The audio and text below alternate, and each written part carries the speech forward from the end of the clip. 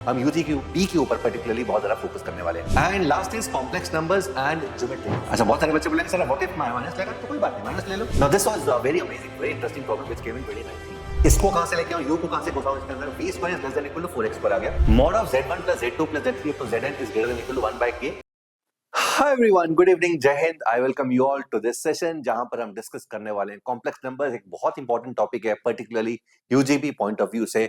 हर साल ऑलमोस्ट एक क्वेश्चन आता है जिसके अंदर कॉम्प्लेक्स नंबर या तो डायरेक्टली यूज किया होता है या फिर इनडायरेक्टली यूज किया होता है। तो आज हम करने वाले हैं कुछ प्रॉब्लम्स यूजीबी टाइप के, यूजीबी से, जिसके अंदर कॉम्प्लेक्स नंबर यूज हुआ है एंड किस तरीके से इन क्वेश्चंस के अंदर हमें महारत हासिल करनी है, किस तरीके से इन क्वेश्चंस को कॉन्कर करना है, ये हम सीखने वाले हैं आज के सेशन में। Because UGB that is the part B है, जो सब्जेक्टिव पार्ट है, वो बहुत ज्यादा इंपॉर्टेंट वाला हो गया है। इस बार पर्टिकुलरली बी स्टार्ट के अंदर जो पहले वेटेज 3 गुना थी, अब 3.5 हो चुकी है एंड बी मैथ में it is 4 times. So this is the subjective part is something which is going to matter as far as your admission into ISI is concerned. So that is why इस series के अंदर, जिसमें और भी session में कर चुका हूं, हम यूजी की बी के ऊपर पर्टिकुलरली बहुत ज्यादा फोकस करने वाले हैं। फॉर द स्टूडेंट्स जो खुद से प्रिपरेशन कर रहे हैं, ये टेस्ट सीरीज है 999 रुपीज के। इसके अंदर 60 टेस्ट है including 50 objective test and 10 subjective test. You can avail this, the link is there in the description box. And जो प्रिपरेशन करना चाहते हैं लेक्चर वाइज, उनके लिए कोर्स है, ये ऑलरेडी स्टार्ट हुआ है। You can always join this course. This course is also there in the description box. Okay, चलो जी, तो स्टार्ट करते हैं। Important concepts. So what are the some of the important concepts of complex number जो तुम्हें ध्यान रखते हैं? इन concepts के ऊपर रिपीटेडली बहुत सारे सवाल यूजीबी के अंदर आए हुए हैं। The first is nth roots of unity. तो तुम्हें पता होना चाहिए कि nth root of unity, not only cube root of unity but nth root of unity किस तरीके से निकालते हैं, इसका आइलर फॉर्म क्या होता है, किस तरीके से nth रूट्स ऑफ यूनिटी की प्रॉपर्टीज, कॉमन प्रॉपर्टीज होती है, उनको प्रूव करना किस तरीके से होता है। एंड ऑफ कोर्स उसी का ही सब पार्ट है cube root of unity, that is 1 omega, omega square. इन सब की प्रॉपर्टीज सारी की सारी 1 प्लस ओमेगा स्क्वायर 0 है। ज्योमेट्रिकली ये कहां पर होते हैं, ये सब चीजें तुम्हें पता होनी चाहिए।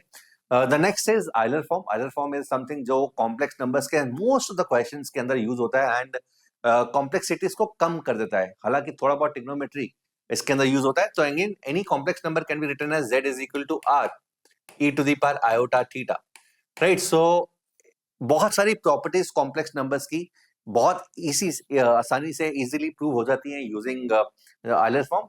ये otherwise also a lot of problems on trigonometry, lot of problems on inequalities, we use Euler form to solve them beautifully. And last is complex numbers and geometry, right. So geometry के ऊपर अगर graphs particularly तुम्हें आते हैं, complex numbers का importance पता है, तुम्हें पता है कि mod of z represents distance of z from origin, mod of z minus z1 represents distance of z from z1, mod of z from minus z1 is equal to r represents a circle, mod of z minus z1 z minus z2 is equal to k represents a line segment or an ellipse depending on the value of k, right। So ये सब चीजें ठीक है। mod of z minus z1 is equal to mod of z minus z2 represents a line, equation of a line, particularly a perpendicular bisector between z1 and z2. Mod of z minus 1 z1 is equal to k times mod of z minus z2 where k is not 1 represents a circle. तो ये सब तुम्हें geometrically पता होनी चाहिए and not only पता but prove होने चाहिए इन सब के कि किस तरीके से ज्योमेट्रिकली प्रूव होते हैं, right. So complex numbers particularly in geometry ये बहुत ज्यादा यूजफुल होती है। ये हमें वेक्टर्स के प्रॉब्लम्स, कोऑर्डिनेट ज्योमेट्री के प्रॉब्लम सॉल्व करने में बहुत ज्यादा हेल्प करती है, ठीक है। तो इन्हीं कॉन्सेप्ट्स को हम यूज करने वाले हैं आज के कुछ क्वेश्चंस के अंदर, जो आज मैं लेकर आया तुम सबके सामने। ओके, तो let's start. So this is a problem which was asked in ISI UGP 2020. Let's see what the problem is trying to say. The question says, if let iota be the root of the equation x square plus 1 is equal to 0 and let omega be the root of the equation x square plus 1 x plus 1 is equal to 0. So पता है सबको iota क्या होता है, omega क्या होता है। अब यहाँ पर ओनली प्रॉब्लम है कि iota इसका रूट है तो वो माइनस आयटा भी हो सकता है। आयटा एक तो सिंबल है ना, it is not a universal symbol, it might not be a universal symbol. तो उसने डिफाइन किया कि आयटा ही है, तो ये माइनस आयटा वाला वैल्यू भी हो सकता है and omega is a root, तो ओमेगा स्क्वायर वाली वैल्यू भी हो सकती है इसके अंदर, ठीक है। So there can be multiple interpretations to the first sentence. Construct a polynomial fx is equal to a naught plus a1x plus a2x square up to a n xn, up to a n xn, where a naught, a1, a2, an are all integers such that f of iota plus omega is equal to 0. ठीक है, तो हमें ऐसा polynomial ढूंढना है. So again यहां पर जरूरी नहीं है कि एक ही आंसर हो, they can be multiple answers to this first of all, right. So हमें एक ऐसा पॉलिनोमियल कंस्ट्रक्ट करना है जिसके कोएफिशिएंट सारे के सारे इंटीजर्स हैं एंड रूट उस पॉलिनोमियल का आयोटा प्लस ओमेगा है. ठीक है, सो अगेन कहने का मतलब क्या है, उस पॉलिनोमियल का रूट आयोटा प्लस ओमेगा हो एंड जितने भी कोएफिशिएंट्स हैं उसके वो सारे के सारे इंटीजर्स हो. ठीक है, तो ये अपना ऑब्जेक्टिव है. सो लेट्स सी किस तरीके से करें इसको. Let alpha is equal to iota plus omega. Alpha is equal to iota plus omega. ठीक है, हमें आयोटा तो पता है, तो आयोटा को एज इट इज पहली पॉजिटिव वाली वैल्यू लेते हैं. ओमेगा की कोई एक वैल्यू उठा लो, कोई भी एक वैल्यू. ठीक है, so one of the values of omega is -1 plus iota √3. So this is one of the values of alpha. So this is -1 plus iota 1 plus √3. अच्छा, बहुत सारे बच्चे बोलेंगे सर व्हाट इफ माइनस लेगा, तो कोई बात नहीं, माइनस ले लो. उससे आंसर हो सकता है दूसरा आ जाए, वो गलत नहीं होगा, क्योंकि there can be many polynomials जो इसको सेटिस्फाई कर सकते हैं, इस पार्ट को सेटिस्फाई कर सकते हैं. ठीक है. क्या करें यहाँ पे, तो ये अल्फा है. हमें क्या करना है यार, ऑब्जेक्टिव क्या अपना, we need to form an equation जिसका रूट अल्फा है. एक पॉलिनोमियल इक्वेशन बनानी है जिसका रूट अल्फा है. Alpha is this. So we need to form a polynomial equation whose root is alpha. सो अल्फा में अगर मेरे को एक पॉलिनोमियल एक्सप्रेशन मिल जाए, दैट इज फाइन, मैं अल्फा की जगह बाद में एक्सपोर्ट कर दूंगा. तो अब मुझे क्या करना है यार, अल्फा के अंदर मुझे एक पॉलिनोमियल एक्सप्रेशन बनाना है जिसके अंदर आयोटा ना हो, कोई इरेशनल वैल्यू ना हो, ये सब मुझे खत्म करनी है. तो खत्म करने की कोशिश करते हैं. तो सबसे पहले क्या करो, 2 को क्रॉस मल्टीप्लाई कर दो. So 2 alpha is equal to -1 plus iota times 2 plus √3. 2 alpha is -1 plus iota times 2 plus √3. 1 को उधर ले जाओ. 2 alpha plus 1 is equal to iota times 2 plus √3. 2 alpha plus 1 is iota times 2 plus √3. तो यहां से क्या हुआ, यहाँ पे ये जो एक्सप्रेशन है राइट वाला, वो आयटा की फॉर्म में बन गया. Eta is one part. हमें पता है कि आयटा को खत्म करने का तरीका क्या, स्क्वायरिंग. सो स्क्वायरिंग से आयटा खत्म हो जाता है. सो if I square both sides, तो कम से कम आयोटा खत्म हो जाएगा मेरी जिंदगी से. So iota would be eliminated. So 4 alpha square plus 4 alpha plus 1 is equal to iota square is -1, so -1 into 4 plus √3. ठीक है. Is this a polynomial expression in alpha? Yes. Is it a polynomial expression whose all coefficients are real? No. Oh, sorry, all coefficients are integers? No. ये integer नहीं है. तो इसको अब integer को खत्म करने की कोशिश करनी है. अब इंटीजर को कैसे खत्म कैसे करें, तो भाई साहब पहले तो यहां पर ये 4 है, ये उधर चले जाएगा.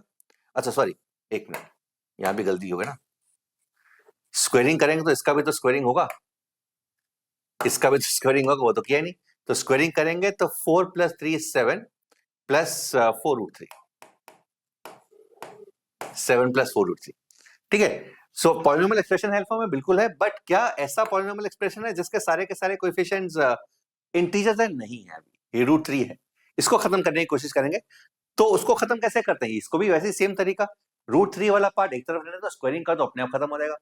तो 7 को उधर ले आओ, तो 4 alpha square plus 4 alpha plus 1 plus 7 is 8 is equal to -4 √3. In fact यहां पे मैं छोटा कर सकता हूं, 4 से डिवाइड कर सकता हूं. Alpha square plus alpha plus 2 is equal to -√3. Squaring again. So alpha a plus b plus c whole square लगा दो. Alpha 4 plus alpha square plus 4 plus 2 alpha cube plus 4 alpha square plus 4 alpha is equal to 3. तो यहां से एक expression बन गया, alpha to the power 4 plus 2 alpha cube plus 4 alpha square plus alpha square is 5 alpha square, 5 alpha square plus 4 alpha plus 1.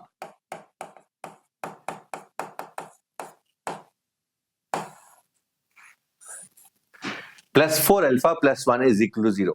So we got this expression, ये expression हमारे पास आ चुका है।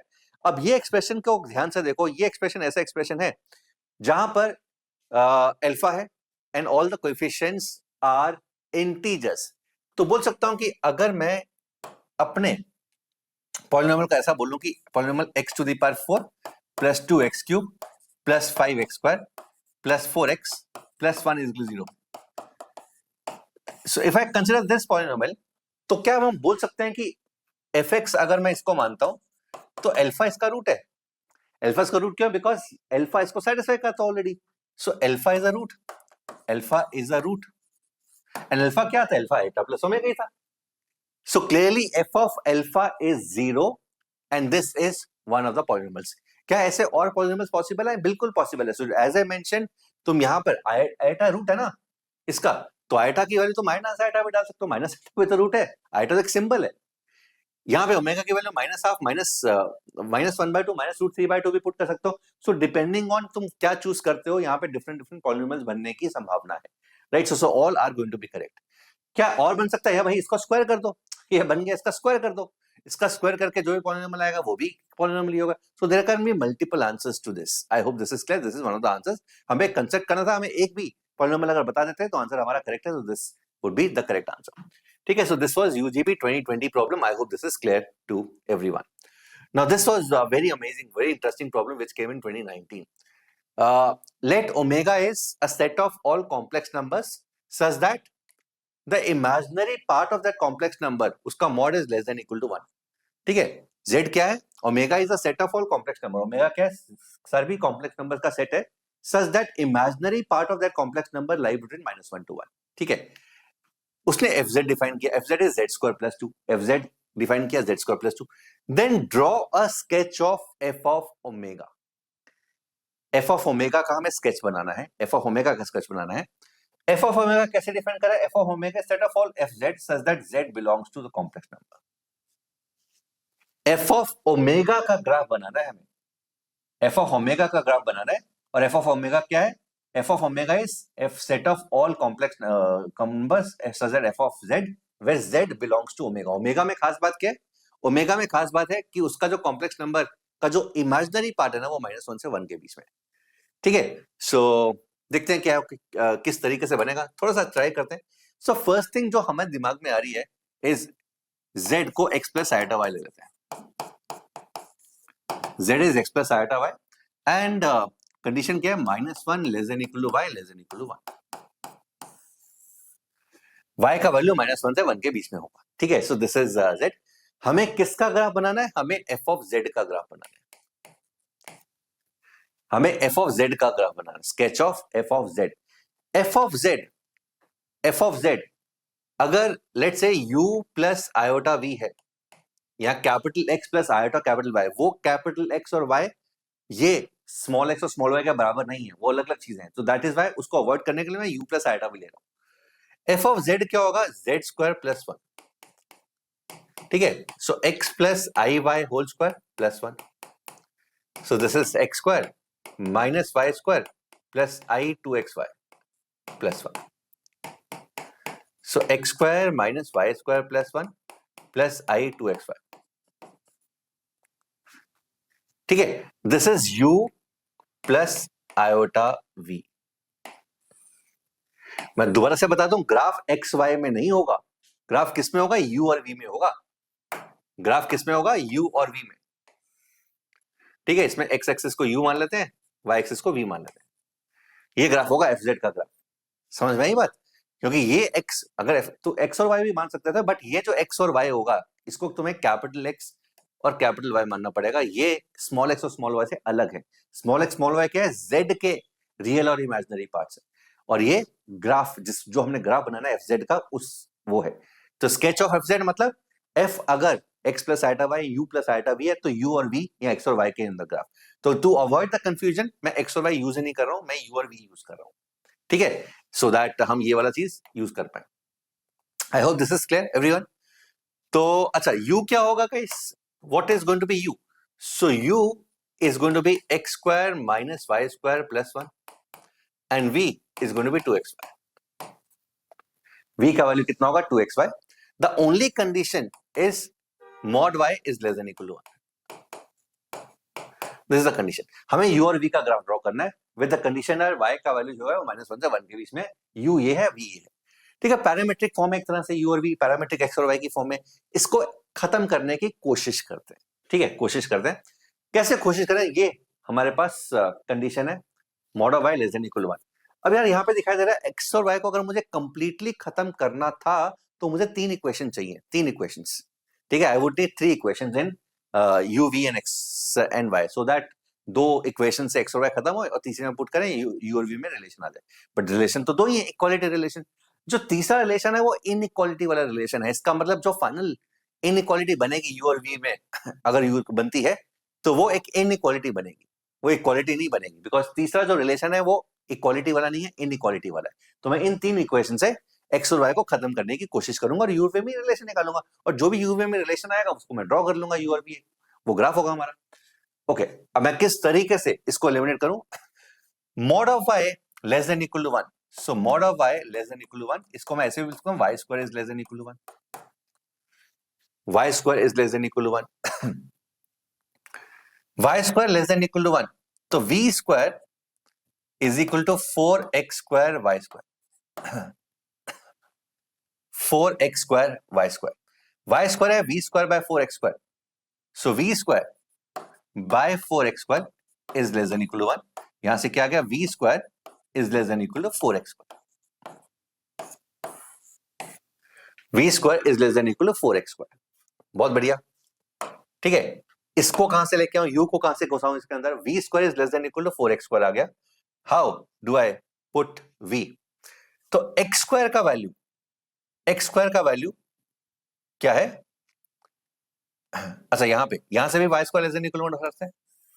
अब इसको उठाते हैं, तो y square is equal to x square plus 1 minus u, which is less than equal to 1, which is less than equal to 1। तो यहां से क्या आ गया? u x स्क्वायर प्लस 1, एक मिनट, y स्क्वायर का वैल्यू है x square plus 1 minus u, and y square का वैल्यू 1 से छोटा है। एक minute, y square is x square plus 1 minus u, which is less than equal to 1। तो यहां से y खत्म हो गया, हमें x में रिश्ता चाहिए। ओके,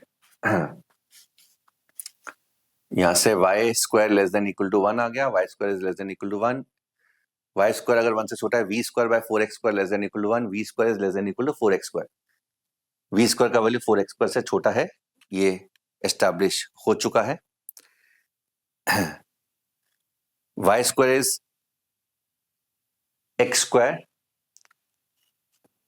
अरे अरे अरे अरे अरे भाई, क्वेश्चन ही गलत कॉपी कर रहा हूं। z स्क्वायर प्लस 2 है, z स्क्वायर प्लस 2 है।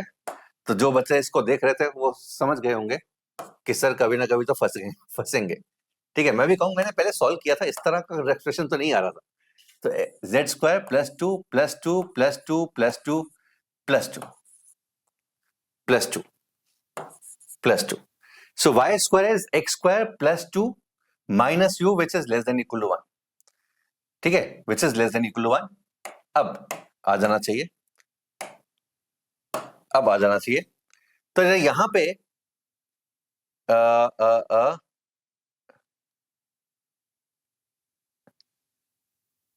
हाँ सही है ना, हाँ इसको उठाते हैं। So X square plus 1 is less than equal to U. ठीक है, 4 से मल्टीप्लाई कर देते हैं, 4x square plus 4 is less than equal to 4u। So यहां से क्या आ गया? 4x square is less than equal to 4u minus 4। 4x square क्यों? बिकॉज ये है 4x स्क्वायर v स्क्वायर से बड़ा है, तो यहां पे v स्क्वायर आ गया, इसको इक्वेट कर लिया। तो इक्वेशन एक्सप्रेशन क्या हो गया? v square is less than equal to 4 times u minus 1।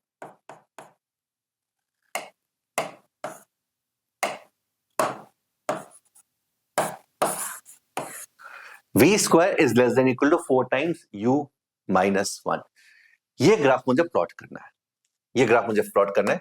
अगर बच्चों ग्राफ होता y square is equal to 4 times x minus 1, ठीक है वही है ना, y square is equal to 4 times x minus 1, अगर ये y है ये x है, तो ये पैराबोला है जिसका वर्टेक्स 1,0 पे शिफ्ट हो गया। सो this is 1,0 and this is the right open parabola. ठीक है, तो बेसिकली अगर ये ग्राफ होता, यहां पर एक्चुअल वैल्यूज डाल देते हैं, v square is equal to 4 times u minus 1, तो ये ग्राफ इस तरीके का होता, 1,0 पे वर्टेक्स है and this is the right open parabola. हमें क्या चाहिए, v square is less than और equal to 4 times u minus 1, less than और equal to 4 times u minus 1। अब इसके लिए हमें या तो ये इंटरनल पोर्शन है या फिर बाहर वाला पोर्शन है, ये डिसाइड करना है कि इंटरनल है या बाहर वाला पोर्शन है। कोई एक पॉइंट देख लो, 2,0 देख लो, 2,0 मतलब u को 2 y को 0, u को 2 y को 0, सो 2,0 इसको सेटिस्फाई कर रहा है, इसका मतलब this is the graph we talking about, ये हमारा ग्राफ है and this is the answer, so this is the sketch. अब यहाँ पे कंफ्यूजन बताऊं क्या होती है, कंफ्यूजन बहुत सारे बच्चों को ये होती है दैट कि यहाँ पर y का वैल्यू तो लेस देन इक्वल टू 1 दिया हुआ था, तो ये y इज इक्वल टू 1 और माइनस 1 से बाउंड नहीं होगा क्या? प्लीज अंडरस्टैंड, ये बाउंड नहीं होगा, बिकॉज हम ग्राफ किसका ड्रॉ कर रहे हैं, हम ग्राफ ड्रॉ कर रहे हैं f ऑफ z का, f ऑफ z इसका ग्राफ ड्रॉ कर रहे हैं। अगर ये u प्लस आयोटा v है, यहाँ को v देखो ना, v का वैल्यू कितना है, 2xy है, y का वैल्यू -1 से 1 के बीच में, कोई प्रॉब्लम नहीं है, बट x तो है ना। सोच के देखो, अगर x बड़ा हो गया, अगर x बड़ा हो गया, बहुत बड़ा x, ठीक है, y का वैल्यू 1 भी है, 0.9 भी है, 0.8 भी है, तो बोल सकते हैं कि v का वैल्यू तो बड़ा करता रहेगा वो, तो v का वैल्यू बड़ा है और 1 से भी बड़ा होगा। I hope this is clear to everyone. ठीक है, तो ये जो बाउंड है वो y की है, वो v की नहीं है, तो ये ही ग्राफ होगा एंड ये इसके अंदर सारे पोर्शन होंगे। So all the points inside this are going to be the sketch of this graph. I hope this is clear. So this was very beautiful problem जो 2019 के अंदर पूछा गया, स्केचिंग का प्रॉब्लम। सो अगेन स्केचिंग भी पूछी जाती है। I hope this is clear. चलो moving on, let's do another problem and this is on nth roots of unity. Very beautiful problem, in fact इसको हम 2 मेथड से करने की कोशिश करेंगे। So one is the graphical approach, थोड़ा बहुत ग्राफ लगाएंगे, and second is the trigonometric approach. Let alpha be a complex number such that both alpha and alpha plus 1. So alpha और alpha plus 1 दोनों have modulus 1. So mod of alpha is equal to 1 is equal to mod of alpha plus 1. Mod of alpha is equal to 1 is equal to mod of alpha plus 1. दोनों modulus 1 है. If a positive integer, for a positive integer 1 plus alpha is the nth root of unity. So 1 plus alpha अगर nth root of unity है, तो हमें prove करना है that alpha is also the nth root of unity. अगर 1 plus alpha nth root of unity है, तो alpha भी nth root of unity है, और n का जो है वो वैल्यू वो होगा जो मल्टीपल ऑफ 6 होगा। ठीक है, तो थोड़ी बहुत नंबर थ्योरी भी आ गई इसके अंदर। ठीक है, तो ये बहुत ही ब्यूटीफुल प्रॉब्लम है, इनको बहुत सारे मल्टीपल अप्रोचेस से किया जा सकता है। So let's try this. The obvious approach जो है, जो बच्चे पर्टिकुलरली ज्योमेट्री जानते हैं उनके लिए ज्योमेट्री रहेगी। ठीक है, तो लेट्स से एक कॉम्प्लेक्स नंबर z1 को अल्फा बोल देते हैं, एक z2 को 1 प्लस अल्फा बोलते हैं। z1 is alpha, z2 is 1 plus alpha. So mod of z1 is 1, mod of z2 is also 1। Let O be the origin।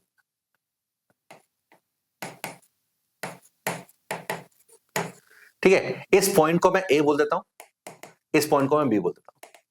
ठीक है, Z1 Z2 तो complex number representing that point है, तो इस point को मैं A बोल देता हूं। तो बोल सकते हैं कि OA का वैल्यू 1 है एंड OB का वैल्यू भी 1 है, तो दोनों का डिस्टेंस ओरिजिन से 1 है बिकॉज मॉडुलस 1 है। यहां पर एक इंटरेस्टिंग चीज जो देखने को मिल रही है इस AB का distance, that is mod of Z1 minus Z2, that is 1 plus alpha minus alpha is also 1। So that means AB का डिस्टेंस भी 1 है, AB का डिस्टेंस भी 1 है। So OA is equal to OB is equal to AB। तो यहां से एक चीज ज्योमेट्री वाले बच्चों को दिखने लग जाएगी कि यार जो OAB है ना, ये एक इक्विलेटरल ट्रायंगल है, OAB इक्विलेटरल ट्रायंगल है। ठीक है, सो ये दिख गया, चलो बहुत अच्छी बात है, दिख गया तो। अच्छा, अल्फा क्या है, कॉम्प्लेक्स नंबर है। Let alpha is equal to x plus iota y. तो Z1 is equal to x plus iota Y. Z2 का वैल्यू कितना है? 1 प्लस alpha, so 1 plus x plus iota y. एक और इंटरेस्टिंग चीज यहां पे दिखाई दे रही है, so you are able to find one more interesting thing. Z1 है X plus iota Y, Z2 है 1 plus x plus iota Y. इन दोनों का इमेजिनरी पार्ट सेम है, that is imaginary part of Z1 is equal to imaginary part of Z2। इसका मतलब graphically geometrically आर्गेन्स plane में किस तरीके से Z1 Z2 किस तरीके के होंगे, x real axis imaginary axis, दोनों का इमेजिनरी पार्ट सेम है। ठीक है, सोच के देखो ना, ये इमेजिनरी एक्सिस रियल एक्सिस दोनों का इमेजिनरी पार्ट सेम है, मतलब दोनों की हाइट सेम है, दोनों के वाई कोऑर्डिनेट सेम है, दोनों के वाई कोऑर्डिनेट सेम है। इसका मतलब, और ये पॉइंट ए है, ये पॉइंट बी है, ये पॉइंट Z1 जो है वो ए है, Z2 ए बी है, दोनों के अगर Y axis Y coordinate same है, इसका मतलब ए बी जो लाइन होगी, the line A B, the line A B in Argand's plane is horizontal, is horizontal.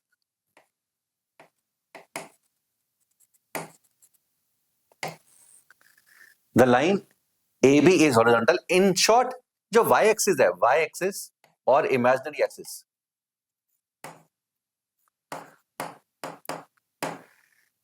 y axis imaginary axis from O is perpendicular to AB. Y axis और imaginary axis is perpendicular to the line joining the 2 points AB. और y axis जो है वो तीसरे point से पास कर रही है। ठीक है, मतलब यहां से कुछ ऐसा है, ये y axis है, ये परपेंडिकुलर है, और ये इक्विलेटरल ट्रायंगल भी था। ठीक है, तो मैं बोल सकता हूं कि ये जो y axis है, this is an altitude, this is an altitude from A, and equilateral triangle के अंदर ऑल्टीट्यूड, मीडियन, एंगल बाइसेक्टर सब सेम होता है। Everything is the same, everything is the same, equilateral triangle के अंदर एवरीथिंग इज द सेम। तो अगर मैं इसको पिक्टोरिकली रिप्रेजेंट करूं, कुछ ऐसा होगा, real axis imaginary axis, real axis imaginary axis, कुछ ऐसा,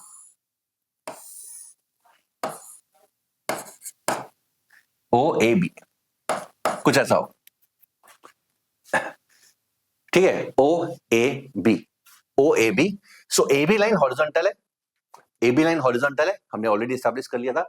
ए और बी दोनों के वाई कोऑर्डिनेट सेम है, and y axis was perpendicular, and incidentally y axis जो है वो that is passing through the third vertex only. इसका मतलब y axis is the perpendicular to A B, and अगर वाई एक्सिस परपेंडिकुलर है तो y axis is also the median, this is also the median, so let's call this point P. So P point is also the midpoint of AB.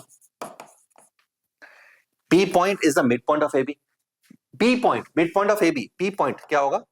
P point is 1 plus alpha by 2, 1 plus alpha by 2, that is 1 by 2 plus alpha. P point का coordinate क्या होगा? 1 plus half plus alpha. तो अगर ये वाला point alpha है, this is 1 plus alpha, so this point is going to be half plus alpha. बहुत अच्छी बात है। अच्छा, what is one good quality about point P? Point P lies on imaginary axis, इसका मतलब real part of P is 0. P का real part 0 है, तो real part of P is 0. अच्छा half plus alpha मतलब this is half plus x plus iota y. Real part of P 0, इसका मतलब x minus half है। Real part of P ये हो गया ना, तो रियल पार्ट ऑफ P 0 है, इसका मतलब x is minus half, x minus half है। अच्छा, और क्या है? मॉड ऑफ अल्फा 1, तो x square plus y square 1 है।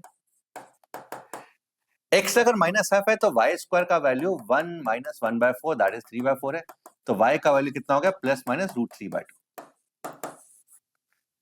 इसका मतलब पॉसिबल वैल्यू ऑफ अल्फा क्या है? Minus half plus minus iota √3/2। Minus half plus minus iota, these are two of the possible values of alpha. Alpha की दो possible values यही है, minus half plus iota √3/2 या minus half minus iota √3/2।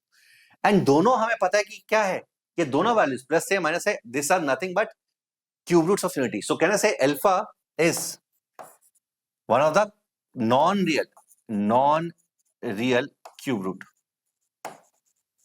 Of unity. That is alpha cube का value 1 है, alpha cube का value 1 है, alpha cube का वैल्यू 1 है, तो alpha is a non real cube root of unity, ये हमने एस्टैब्लिश कर दिया, ठीक है। अच्छा, अब क्या दिया, 1 plus alpha is the nth root of unity. Now it is given that 1 plus alpha is the nth root of unity। तो यहां से मुझे दो चीजें प्रूव करनी है, one is alpha is also the nth root and second n is a multiple of 6। ये दो चीजें, अगर 1 plus alpha nth root of unity है तो कहने से 1 plus alpha power n is always 1, 1 plus alpha power n is always 1। I hope this is clear, ठीक है। अच्छा, अल्फा क्यूब 1 है तो अल्फा का वैल्यू या तो ओमेगा है या ओमेगा स्क्वायर है। हम ऑलरेडी प्रूव कर चुके हैं alpha is -1 plus iota root 3/2, -1 minus iota root 3/2, and हमें ये भी पता है कि ये दोनों एक दूसरे के कॉन्जुगेट होते हैं। So omega bar is omega square and omega square bar is omega. Now let's say alpha is omega, मान लेते हैं कोई एक है, फर्क नहीं पड़ता इससे।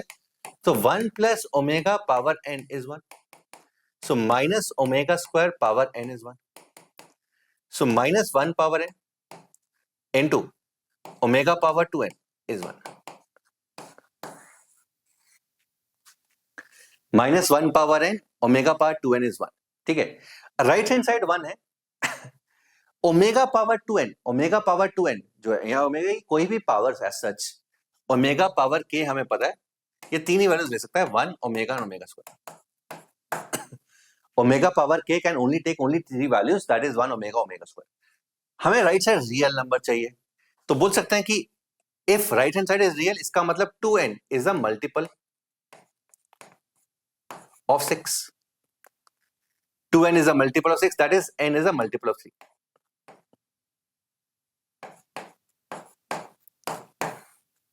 n is a multiple of 3, so n multiple of 3 होगा तभी ये ओमेगा टू द पावर 6 जो है वो 1 बनेगा, ठीक है। n is a multiple of 3, so omega power 6 1 बन जाएगा, या 6 के 1 हो जाएगा। पर हमें अभी इस तरफ 1 आया, बट यहां पर ये पॉसिबिलिटी है ना -1 और 1 दोनों होने की, ठीक है। सो यहां पे मुझे राइट साइड 1 है, तो राइट साइड, एंड हमें ये पता कि -1 पावर n या तो 1 देगा या -1 देगा, हमें 1 ही चाहिए, हमें 1 ही चाहिए। सो 1 कब देगा, जब n is a multiple of 2, n is a multiple of 2। अगर n मल्टीपल ऑफ 2 है, n मल्टीपल ऑफ 3 है, तो इसका मतलब n is also multiple of 6।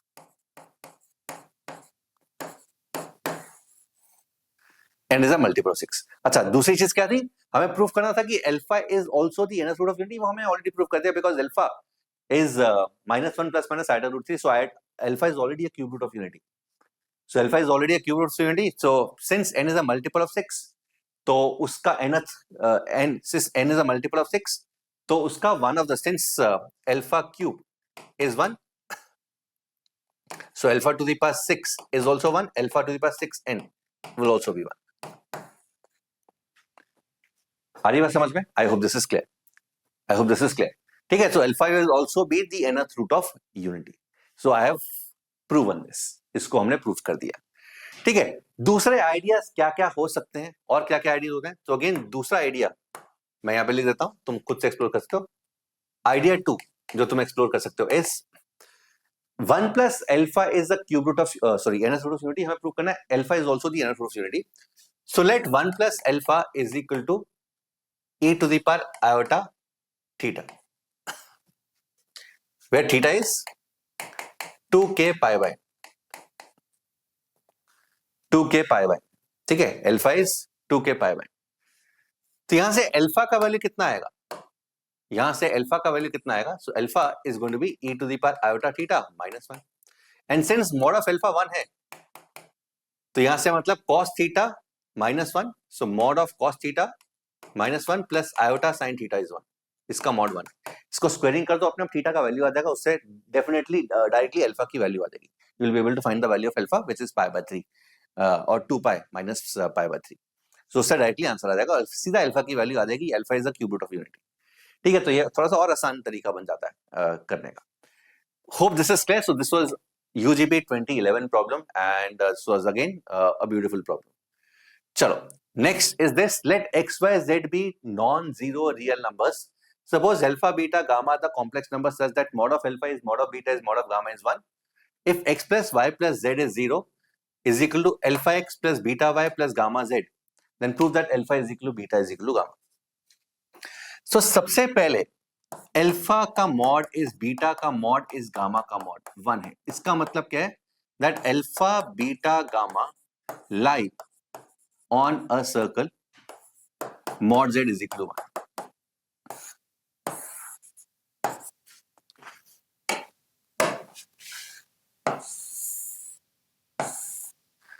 सो ये सर्कल है. So alpha beta gamma 3 points हैं इस सर्कल के ऊपर. इसका सर्कल का जो सेंटर है वो 0 0 है, ओरिजिन है, and radius is 1. So alpha beta gamma are can be any 3 points on this. हमें प्रूव करने को तीनों सेम ही पॉइंट्स है. ठीक है, this is ultimately what to prove.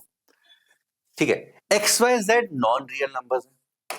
X Y Z non real numbers हैं जो इसको सेटिस्फाई कर रहे. तो एक तो X plus Y plus Z का वैल्यू 0 है, and alpha x plus beta y plus gamma z का वैल्यू भी 0. तो यार ये वैसे तो अगर तुमने ज्योमेट्री वेक्टर्स पढ़े हुए हैं, linearly independent linearly dependent vectors में डायरेक्टली ये वाला कॉन्सेप्ट यूज होता है उसके प्रूफ के अंदर, कि जब वेक्टर्स लीनियरली डिपेंडेंट होते हैं, इंडिपेंडेंट होते हैं, या फिर कोलिनियरिटी ऑफ 3 पॉइंट्स प्रूफ करना होता है, तो ये चीज यूज होती है. तो अगर तुमने वेक्टर्स वाला कॉन्सेप्ट पढ़ा हुआ है तो again that is why I say the proofs are very important. Proofs बहुत इंपॉर्टेंट है बिकॉज एक चीज का प्रूफ किसी जगह बार दूसरे में लग जाता है. सो अगर तुमने प्रूफ किया है कोलिनियरिटी पे, linearly dependent linearly independent vectors क्या होते हैं एंड किस तरीके से प्रूफ करते हैं, तो you will be able to relate that with this thing. ठीक है, तो किस तरीके से वहां पे कोलिनियरिटी प्रूफ करते हैं या फिर किस तरीके से कोप्लिनरिटी प्रूफ करते हैं वेक्टर्स के अंदर, एग्जैक्टली सेम चीज है. एक्स वाई जेड रियल है, तो यहां से क्या करते हैं, जेड को लिखते हैं minus x minus y, and यहां पुट कर दिया. सो अल्फा एक्स या x sine alpha plus y times beta minus of x plus y times gamma is equal to 0.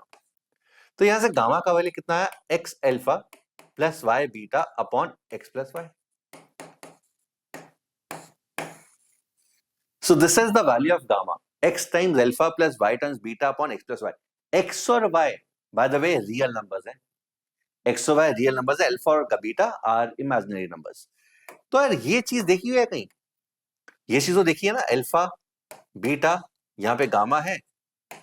तो this shows that gamma divides the complex numbers alpha and beta in the ratio y is to x internally. तभी तो ऐसा होगा, x times alpha plus y times beta upon x plus y. तो बचपन से करते जा रहे हैं, x times alpha plus y times beta upon x plus y. That means gamma divides alpha and beta internally in the ratio y is to x. और in other words कहने से gamma alpha gamma beta are collinear. Alpha gamma beta एक ही line में लाई कर रहे हैं. Alpha gamma beta एक ही लाइन में लाई कर रहे हैं. अब सोच के देखो, अल्फा बीटा गामा इस सर्कल पे भी लाई कर रहा है, अल्फा बीटा गामा एक लाइन पे भी लाई कर रहे हैं. अगर अल्फा बीटा गामा लाइन पे लाई कर रहे हैं तो बोल सकते हैं कि यार ये तभी पॉसिबल है जब एक अल्फा है और ये बीटा और gamma, at least 2 of the points are same. Because एक सर्कल के अंदर एक लाइन, एक सर्कल में के ऊपर एक लाइन अगर पास करें तो मैक्सिमम 2 पॉइंट्स लाई कर सकते हैं, जो which can lie on a line. So एक लाइन, अगर एक लाइन है, अगर अल्फा बीटा गामा लाइन के ऊपर भी है, सर्कल के ऊपर भी है, इसका मतलब at least 2 of the points are similar or same.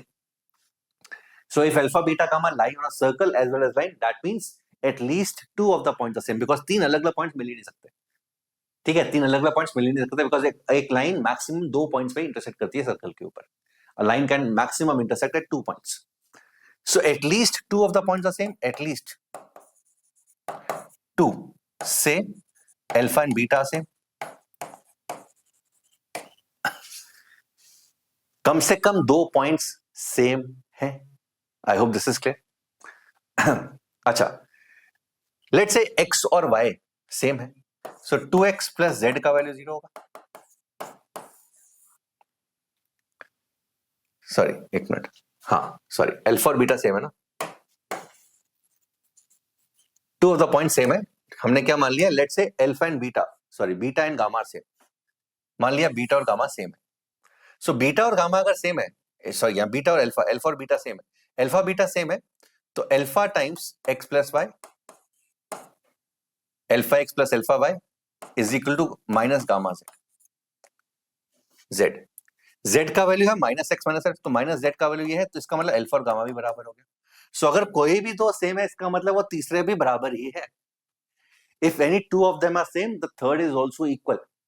So that means alpha is equal to beta is equal to gamma, and this is what we had to prove. Done. ठीक है। So again दिख रहा है complex numbers का, but again कहां से समझ में आया, कहां से मोटिवेशन आया? ये मोटिवेशन आया वेक्टर्स वाले कॉन्सेप्ट से। अगर तुम्हें ऑलरेडी पता है ये वाला कॉन्सेप्ट, ठीक है, नहीं तो वेक्टर्स वाले कॉन्सेप्ट के अंदर हम इसको बताते हैं।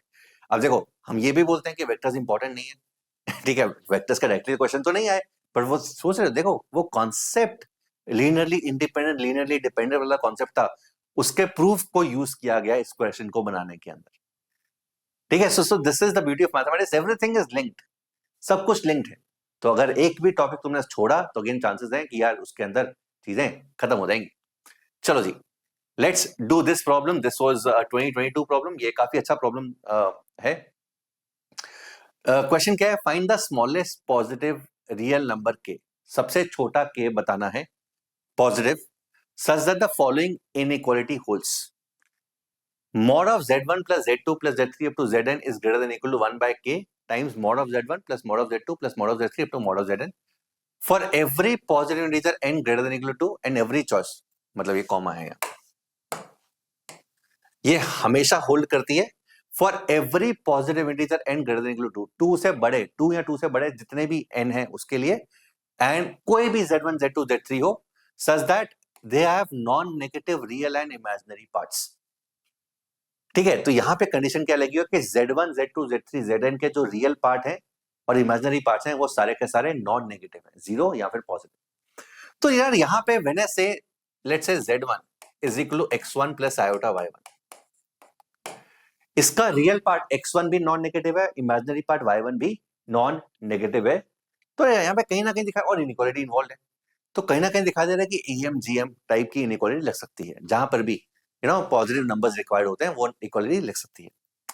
अच्छा, यहाँ पे उसने क्वेश्चन के अंदर हिंट दिया होता, first find k that works for n is equal to 2 and then apply this for other n's. ठीक है। तो बोल रहा है कि यार हिंट खुद ही दिया हुआ था उसने क्वेश्चन के अंदर, ये this is the part of the question. n is equal to 2 का मतलब क्या है? mod of z1 plus z2 is greater than equal to 1 by k mod of z1 plus mod of z2। mod of z1 plus z2 is greater than equal to 1 by k mod of z1 plus mod of z2, right? So this उसने already बोला हुआ था यहाँ पे। तो इसके लिए बोल रहा है कि पहले क्या निकालो और उसी को, उस कॉन्सेप्ट को यूज कर लो फॉर जनरल एंड, उसी कॉन्सेप्ट को यूज कर लो for general and. This is what he had already given. तो दो में तो वैसे भी थोड़ा सा सिंपल हो जाता है बिकॉज वेरिएबल्स कम होते हैं। सो मान लेते हैं कि z1 is x1 plus iota y1 and z2 is x2 plus iota y2. Mod of, sorry, z1 plus z2, this will be x1 plus x2 plus iota y1 plus y2,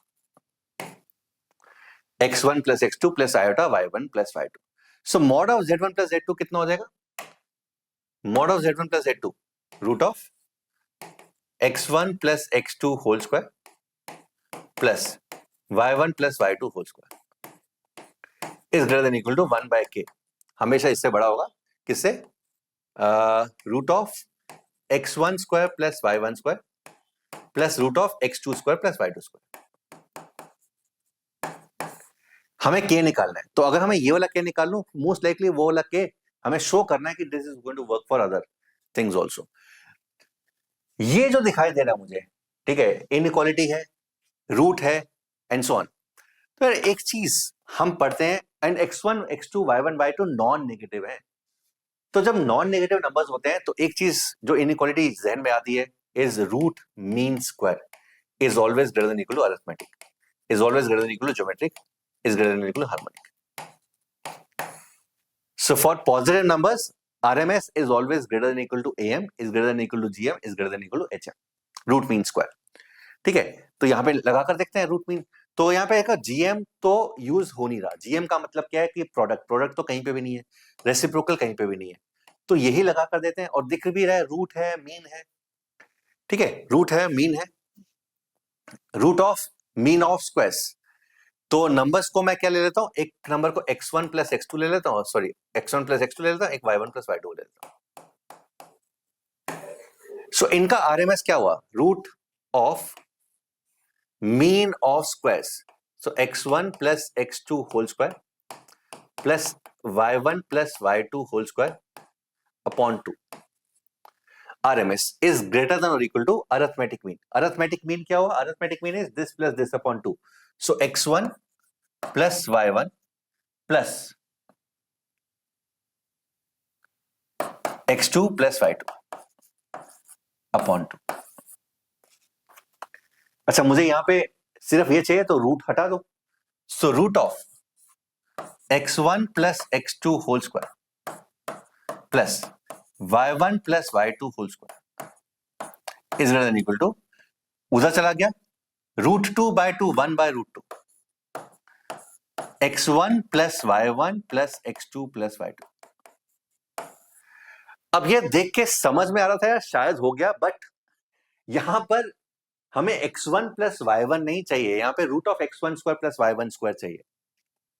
यहां पर भी x2 square plus y2 square का root चाहिए, x2 plus y2 नहीं चाहिए।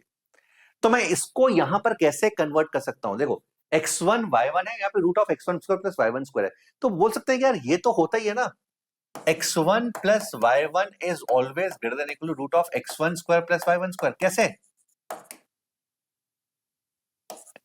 ये तो होता ही है, x1 plus y1 is greater than equal to root of x1 square plus y1 square. कैसे, इमेजिन करो एक ट्राइंगल, राइट एंगल ट्राइंगल, ये x1 है ये y1 है, with length x1 and y1, तो ये root x1 square plus y1 square हो गया। एंड हमें पता है कि sum of two sides is always greater than equal to third side.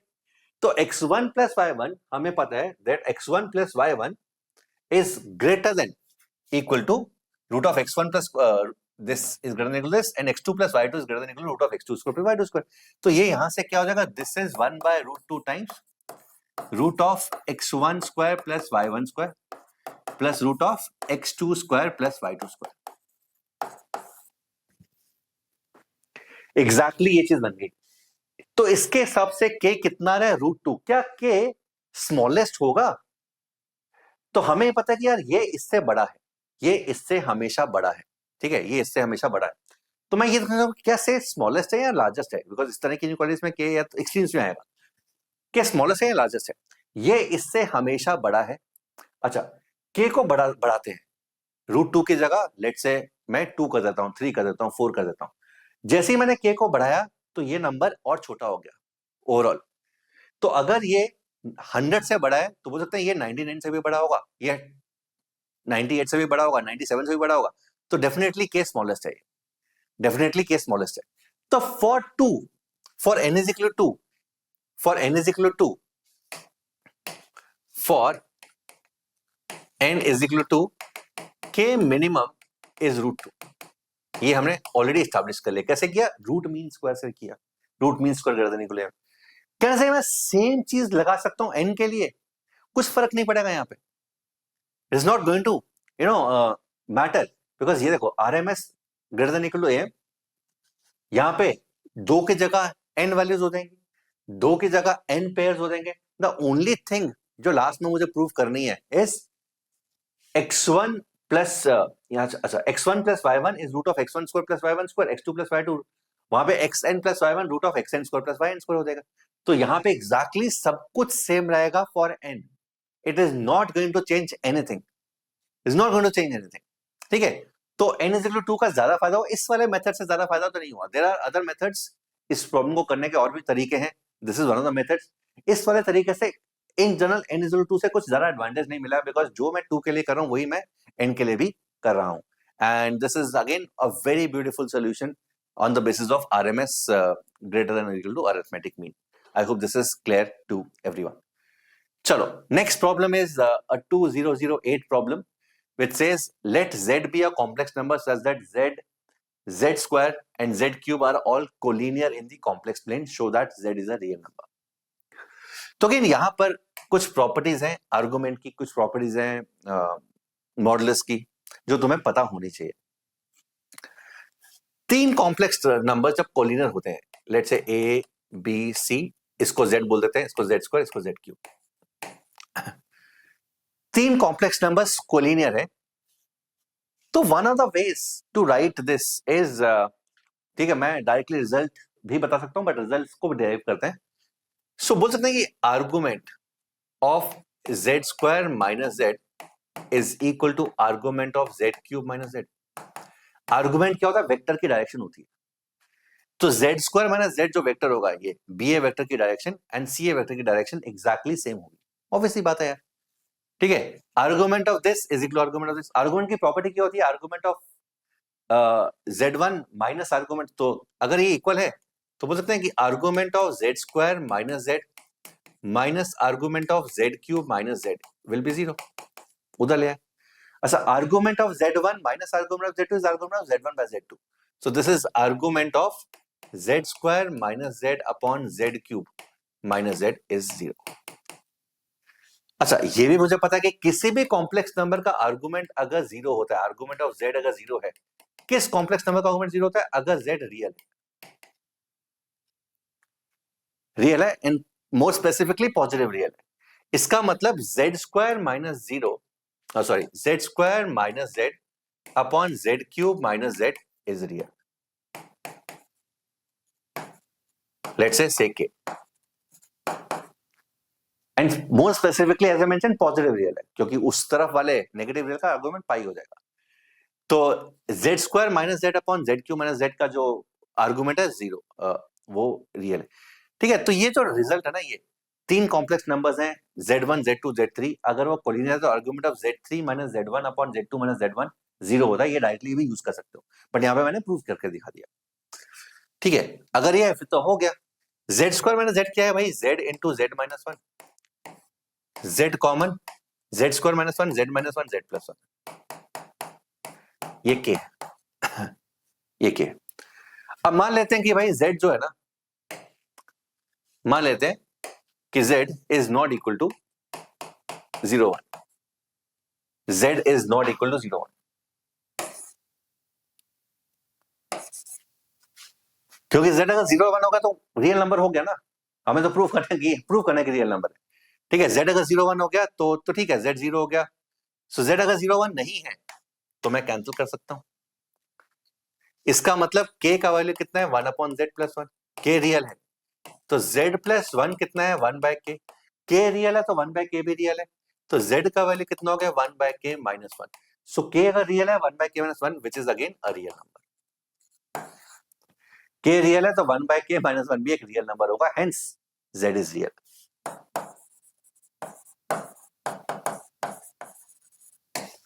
Hence z is a real number. ठीक है, तो अगेन क्या यूज हुआ? Property of complex number use है, खत्म. ठीक है, तो ये प्रॉपर्टीज, आर्गुमेंट की बेसिक प्रॉपर्टीज, मॉडुलस की बेसिक प्रॉपर्टीज, ये पता होनी चाहिए. ये तुम मतलब याद नहीं करना है तुम्हें. Properties enough number of times practice होनी चाहिए so that you are able to recall them and also if possible make them. For example, collinearity वाली चीज मैंने खुद से बनाई है, लॉजिकल आर्गुमेंट से. तो ये तुम मतलब इतना प्रैक्टिस होनी चाहिए कि ये this is something that you can always do in the exams. So that's it for today's session, guys. Again, for the students who are preparing for ISI on their own, ये test series है. This is for 999 rupees. Total of 60 tests. 50 are objective tests, 10 are subjective tests, including CMI pattern. Link is there in the description box. And also for the students who want to join a course, जो ISI का last course 2026 को target करते हुए चल रहा है, वो ये चल रहा है. एंड इसके अंदर 60 कोर्सेज के अंदर 60 लेक्चर्स के अंदर पूरा सिलेबस कंप्लीट होगा. 20 sessions are particularly oriented towards UGB, which is of prime importance. The tests are going to be there. The test series जो मैंने पहले बताई है, that is not a part of this. वो तुम्हें अलग से लेनी पड़ेगी. बट कॉम्प्रिहेंसिव ये टेस्ट रहेंगे. इसके अलावा UGB जो हम ये वाला जो पार्ट करेंगे, इसके अंदर अलग से टेस्ट रहेंगे, बट वो टेस्ट सीरीज वो इसका पार्ट नहीं है. सो लेक्चर्स है Monday to Saturday 5 to 6:30 PM and start हो चुका है already. You can always join this batch. This is going to be the order of the topics which are going on, and the batch price is 5,000 rupees. The link is there in the description box. Hope you've enjoyed this. Take care. Bye everyone. God bless you.